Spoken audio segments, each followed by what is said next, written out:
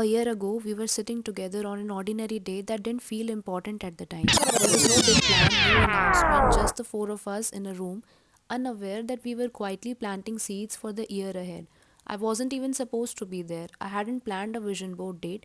I just happened to be at my best friend's place and somehow I became a part of it.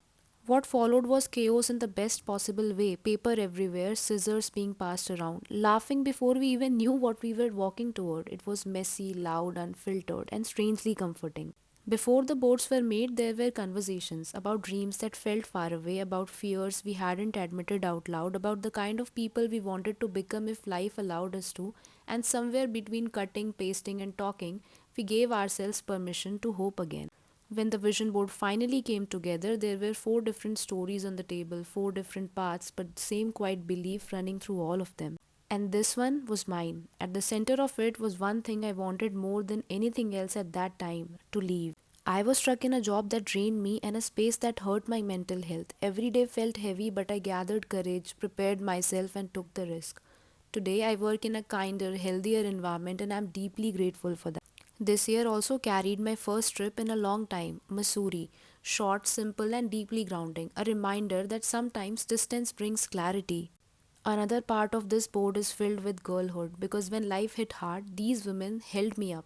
They reminded me who I was when I forgot, and I'll always be grateful for that. I learned the importance and the value of female friendships. Then came reading. I set a goal of 40 books, I reached 28, and stopping there was harder than continuing. I realized I had turned something I loved into pressure. Reading became a task, not joy, so I stopped. Not proudly, but honestly. This year I read books that stayed with me beyond numbers, all three of Arundhati Roy's books, Salman Rushdie's Knife, and the year began with Dead Poets Society. All these stories shaped me quietly without pressure. Another corner of my board was about growth, upskilling myself because the opportunities that I have today or the toxic job that I was able to leave exist only because I chose to learn more. One line read, "Be nice but learn to say no." I was someone who always put others first. This year, I learned boundaries, and surprisingly, my relationships grew stronger because of it.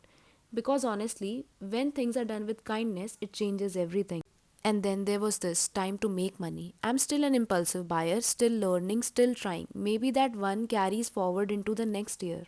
Looking at the vision board, I realized it wasn't magic, it wasn't the board. I may have not been able to achieve all my goals, but there was effort, there was healing, and choosing myself again and again. Here's to the year that tested me, and to the one ahead where I keep choosing better.